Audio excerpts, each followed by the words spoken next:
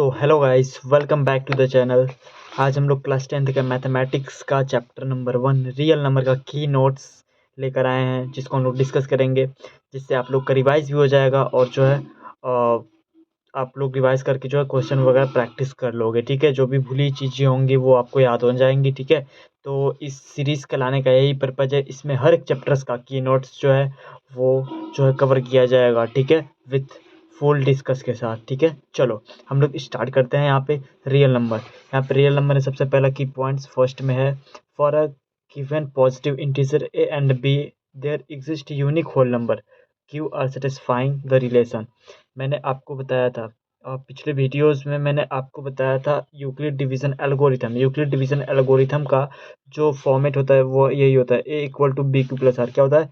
A equal to b q plus r. अगर जब इसके बारे में डिटेल चाहिए तो आपको मैं उस वीडियो का लिंक डिस्क्रिप्शन में डाल दूंगा, आप जो जाके देख लेना। ठीक है, बाकी आप अभी बस इसको लर्न कर लो, a equal to b q plus r. ठीक है, यह होता है अपना यूक्लिड डिवीजन एल्गोरिथम या फिर यूक्लिड डिवीजन लेमा। ठीक है, चलो आगे देखते हैं। यहाँ पे देखते हैं, यहाँ पे जो है यूक्लिड डिवीजन एल्गोरिथम के बारे में कैसे हम लोग क्वेश्चन सॉल्व करेंगे। यूक्लिड डिवीजन एल्गोरिथम या फिर यूक्लिड डिवीजन लेमा कुछ है नहीं, बस एक जो है सिस्टम है जिसके थ्रू जो है हम लोग एचसीएफ निकालते हैं। क्या निकालते हैं? एचसीएफ निकालते हैं। यूक्लिड एक हमारे गणितज्ञ थे, मैथमेटिशियन थे, जिन्होंने जो है अपना एक जो है दिया एचसीएफ कैसे निकालते हैं। ठीक है, तो उसे उन्हीं के नाम पे पड़ गया यूक्लिड डिवीजन एल्गोरिथम। एक सिस्टम है जिससे हम क्या निकालते हैं? एचसीएफ निकालते हैं। देखो, कह रहा है HCF of any two positive integer a and b with a is greater than b is obtained as follow। अगर जब a की वैल्यू जो है b से बड़ी हो तो उस कंडीशन में जो है आपको दो नंबर्स दिए रहेंगे, एक नंबर जो छोटा होगा, एक नंबर बड़ा होगा। ठीक है, तो जो छोटा वाला नंबर होगा उसको b लेट्स ले लेना और जो बड़ा वाला नंबर रहेगा उसको a ले लेना। ठीक है, अब इतना करने के बाद जो है हमारे पास स्टेप आता है अप्लाई यूक्लिड डिवीजन लेमा। हम लोग यूक्लिड डिवीजन लेमा का प्रयोग करेंगे। यहाँ पे उसका सबसे पहले डिवाइड करना, डिवाइड कराने के बाद इस वाले का जो मल्टीप्लाई होगा ए, ठीक है, और इसका मल्टीप्लाई इसमें करा देना और जो रिमाइंडर होगा वो ऐड कर देना। देखो यही यहाँ पे कह रहा है। ठीक है, ऐड कर देना। इतना करने के बाद देखना क्या रिमाइंडर जीरो है क्या। अगर जब जीरो रहेगा तब तो फिर जो है क्यू वाला अपना आंसर हो जाएगा। बाकी अगर जब रिमाइंडर जीरो नहीं रहता तो सेम यही प्रोसेस फिर हम लोग क्या करेंगे? दोहराएंगे। ठीक है, अगर जब आपको इसके डिटेल में जाननी है तो जो है आप लोग लिंक में वीडियोस है उसको जो है जाके देख लें। ठीक है, बाकी यही स्टेप मैं बार बार क्या करूँगा? दोहराऊंगा। ठीक है, यही अपना यूक्लिड डिवीजन एल्गोरिथम होता है। ठीक है, क्या होता है? यूक्लिड डिवीजन एल्गोरिथम होता है। देखो यहाँ पे देखेंगे सभी लोग जो है, यहाँ ए जो होता है अपना डिवाइडेंड होता है, बी जो होता है डिवाइजर होता है, क्यू क्वोशेंट और रिमाइंडर होता है, सबको पता है। ठीक है, अब देखिए यहाँ पे स्टेप 2, यहाँ पे कह रहा है रिमाइंडर अगर जब जीरो हो तब तो फिर जो है ए एंड बी जो मतलब आंसर हो जाएगा। बाकी अगर जब आर की वैल्यू अगर जब जीरो नहीं हो तो फिर अप्लाई हम करेंगे यूक्लिड लेमा का। ठीक है, और बी और आर में वो फिर यूक्लिड लेमा का प्रयोग करेंगे। आप लोग इस रिलेशन को अच्छे से याद रखो। ठीक है, अगर जब रिमाइंडर जीरो हो जाता है तो क्यू की वैल्यू जो होगी वो आंसर होगा। अगर जब रिमाइंडर जीरो नहीं होता है तो फिर हम लोग बी और आर को लेंगे। ठीक है, देखो यहाँ पे बी और आर को लेंगे और फिर जो है फिर हम लोग यूक्लिड डिवीजन एल्गोरिथम को क्या करेंगे? यूज करेंगे। ठीक है, यही प्रोसेस हम लोग बार बार अपनाएंगे जब तक जो है आर की वैल्यू क्या हो जाए? जीरो ना हो जाए। ठीक है, यही अपना यूक्लिड डिवीजन एल्गोरिथम था।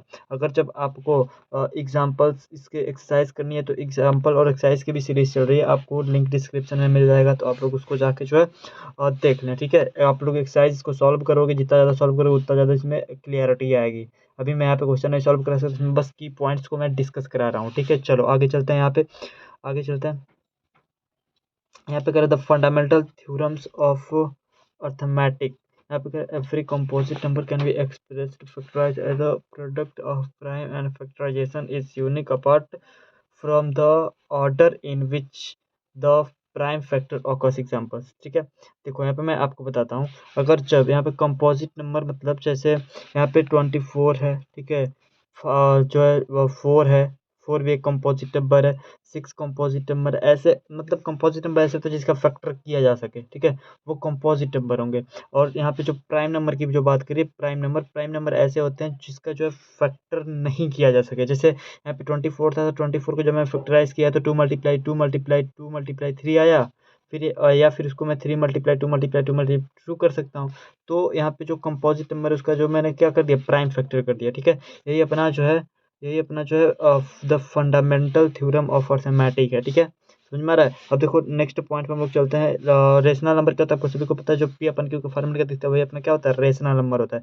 तो इस रेशनल नंबर में हम लोग कुछ थोड़ा सा बस देखना है हमें डेसिमल्स के बारे में। हम लोग जो है रेशनल नंबर्स को देख के बता पाएंगे कि वो जो रेशनल नंबर है वो टर्मिनेटिंग है या फिर जो है नॉन टर्मिनेटिंग है। ठीक है, ऐसे हम लोग करेंगे। और इरेशनल नंबर के बारे में बस देख लेते हैं। ठीक है, यहाँ पे देखते हैं हम लोग, अगर जब P upon Q, let's x की वैल्यू क्या है, पी अपन क्यू है। ठीक है, और जो क्यू का वैल्यू है जो जीरो नहीं, अगर जब जीरो रहेगा तो रेशनल नंबर ही नहीं होगा। ठीक है, तो यहाँ पे कह रहा है factorization Q is of form, अगर जब यहाँ पे नीचे अगर जब नॉमिनेटर, ये अपना नॉमिनेटर और ये अपना डिनोमिनेटर, तो अगर जब अपना डिनोमिनेटर का अगर जब मैं फैक्टराइजेशन करूँगा, अगर जब उसका फॉर्म यहाँ पे 2 की पावर m मल्टीप्लाई 5 की पावर n आ गया, तब तो वो टर्मिनेटिंग होगा। एक पावर में है 2 की पावर m 5 की पावर n। ठीक है, अगर जब इस फॉर्मेट में आ गया तो वो टर्मिनेटिंग, अगर जब इस फॉर्मेट में नहीं आ रहा है तो टर्मिनेटिंग नहीं है, वो हो जाएगा अपना नॉन टर्मिनेटिंग रिपीटिंग हो जाएगा। अभी मैं इसके बारे में डिस्कस कर रहा हूँ। ठीक है,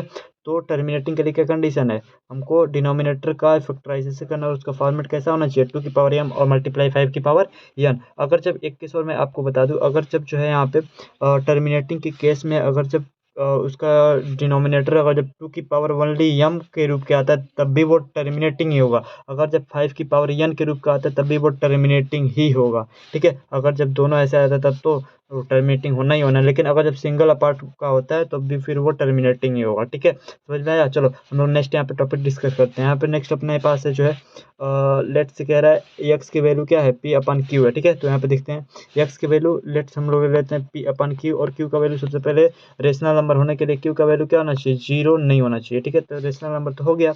अगर जब यहाँ पे मैं आपको बताया, अगर जब क्यू यानी डिनोमिनेटर का वैल्यू 2 की पावर m मल्टीप्लाई 5 की पावर n के रूप का दिखता है तब तो टर्मिनेटिंग होगा। अगर जब ऐसा नहीं है तो वो क्या हो जाएगा अपना, नॉन टर्मिनेटिंग रिपीटिंग हो जाएगा। ठीक है, क्या हो जाएगा, नॉन टर्मिनेटिंग रिपीटिंग हो जाएगा। देखो यहाँ पे देखो सभी लोग। ठीक है, यहाँ पे देखो। ठीक है, तो हमको ध्यान देना है डिनोमिनेटर को, और डिनोमिनेटर का वो जो है उसका एक्सपेंशन कैसा होना चाहिए, 2 की पावर m मल्टीप्लाई 5 की पावर n होना चाहिए, तब तो वो डेसिमल एक्सपेंशन अगर जब वो क्या कहलाएगा, टर्मिनेटिंग होगा। अगर जब टर्मिनेटिंग, अगर जब ऐसा नहीं होता है तो फिर वो नॉन टर्मिनेटिंग रिपीटिंग हो जाएगा। ठीक है, बस यही इतना था। इस पर आपको एक्सरसाइज में क्वेश्चन जरूर से जरूर मिलेगा, आपके एग्जाम में भी है जो MCQ फॉर्मेट का क्वेश्चन मिल सकता है, तो ध्यान देना। ठीक है, चलो आगे नेक्स्ट टॉपिक पे चलते हैं। यहाँ पे नेक्स्ट टॉपिक अपने पास है under root P is irrational number which P is prime number. अगर जब कोई भी रूट का संख्या और रूट में प्राइम नंबर हो, प्राइम नंबर मीन्स अगर जब यहाँ पे लेट्स 2 ले लो या फिर रूट 3 ले लो, रूट जो है 5 ले लो, ठीक है, रूट जो है 7 ले लो, ये सभी प्राइम नंबर है। ठीक है, अगर जब प्राइम नंबर अगर जब रूट में होते हैं तो वो इरेशनल नंबर होगा। क्या होगा, इरेशनल नंबर होगा। ठीक है, अगर जब प्राइम नंबर नहीं होते हैं तो जो है रूट वाले नंबर जो है वो बाहर निकल जाते हैं। ठीक है, तो एक कंडीशन याद रखना, इरेशनल नंबर के लिए जो है रूट में क्या होना चाहिए, प्राइम नंबर होना चाहिए। जैसे रूट 2 रूट 3 रूट 5 रूट 7 ऐसे भी जो है इरेशनल नंबर होंगे। अगर जब लेट्स मैं यहाँ पे रूट 4 ले लेता हूँ तो इसकी वैल्यू निकल जाएगी, 2 मल्टीप्लाई 2 हो जाएगा। ठीक है, तो इसका आंसर 2 हो जाएगा। तो ये जो है अपना प्राइम नंबर नहीं है, तो प्राइम नंबर रूट के अंदर होना चाहिए तभी वो इरेशनल नंबर होगा। ठीक है, चलो यही अपना था की पॉइंट्स। ठीक है, आप लोग जो है इसका अगर जब PDF चाहिए तो आप लोग जो है डिस्क्रिप्शन में जो है क्या करना, आप लोग टेलीग्राम ग्रुप ज्वाइन कर लेना, उसमें आपको इसका जो है PDF मिल जाएगा। बाकी चैप्टर 1 का एक ही पॉइंट्स थे जिसको आप लोग लर्न करके जो है अच्छे मार्क्स गेन कर सकते हो। चलो आज तक आज इसी वीडियो में। ठीक है, नेक्स्ट क्लास में की पॉइंट्स की सीरीज में नेक्स्ट चैप्टर पे मिलते हैं। ठीक है, चलो आज यहीं तक।